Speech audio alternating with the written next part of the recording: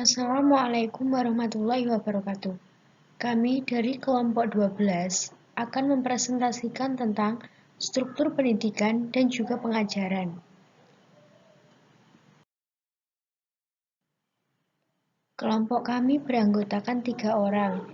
Yang pertama, Honi Alfi Rohmatin, Sinta Nur Istio Alim, dan juga Novita Sari. Langsung saja untuk pembahasan pertama, yakni mengenai desain struktur organisasi. Konsep organisasi pendidikan. Kata organisasi secara etimologi berasal dari kata organum yang berarti alat, sedangkan menurut istilah berasal dari bahasa Inggris organization yang berarti organisasi, penyusunan, pengumpulan, dan penghimpunan. Jadi dari sini dapat disimpulkan bahwa organisasi adalah suatu susunan kesatuan kecil yang membentuk satu kesatuan yang besar.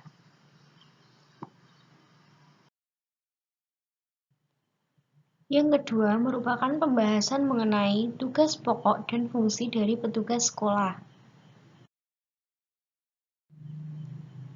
Tugas pokok dan fungsi petugas sekolah yang pertama adalah kepala sekolah sebagai pendidik atau edukator, yakni membimbing guru dalam hal menyusun dan melaksanakan program pengajaran, mengevaluasi hasil belajar, dan melaksanakan program pengajaran dan remedial.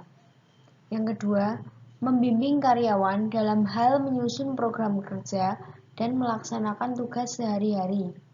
Dan yang ketiga, membimbing siswa dalam kegiatan ekstrakurikuler, OSIS, dan mengikuti lomba di luar sekolah. Yang selanjutnya adalah kepala sekolah sebagai manajer atau manajer.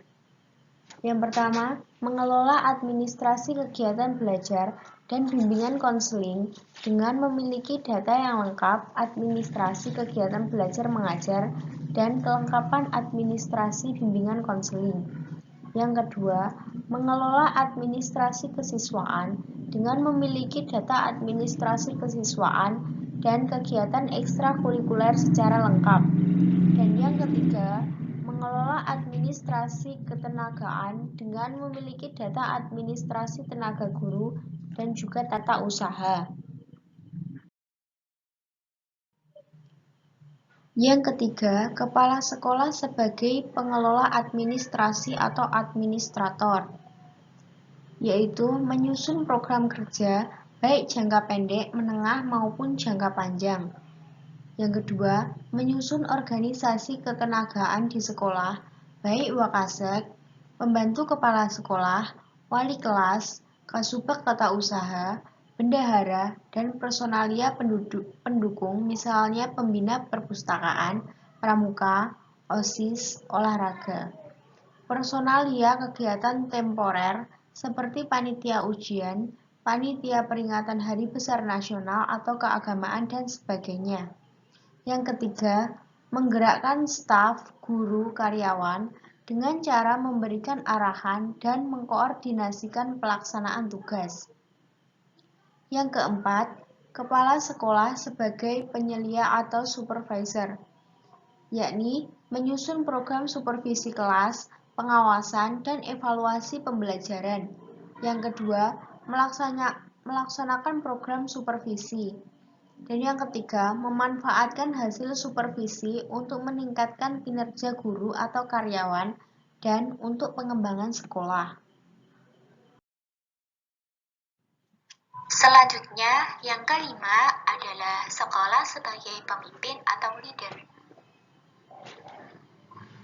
Yang pertama, memiliki kepribadian yang kuat, jujur, percaya diri, bertanggung jawab, berani mengambil resiko, dan berjiwa besar.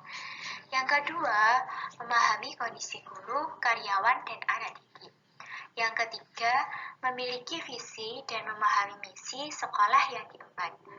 Selanjutnya, yang keenam, yaitu kepala sekolah sebagai pembaharu atau inovator.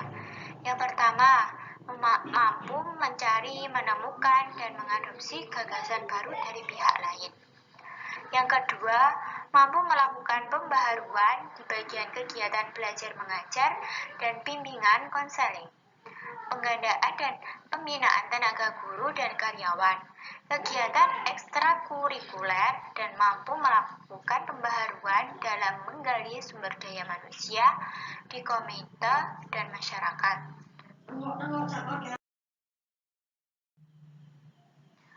Selanjutnya, yang ketujuh adalah sekolah sebagai pendorong atau motivator. Yang pertama, mampu mengatur lingkungan kerja. Yang kedua, mampu mengatur pelaksanaan suasana kerja yang memadai. Yang ketiga, mampu menerapkan prinsip memberi penghargaan maupun sanksi hukuman yang sesuai dengan aturan yang berlaku. Selanjutnya, yang terakhir adalah tugas perangkat sekolah. Yang pertama, menyusun program pengajaran. Yang kedua, menyusun dan menjabarkan kalender pendidikan. Yang ketiga, menyusun pembagian tugas guru dan jadwal pelajaran.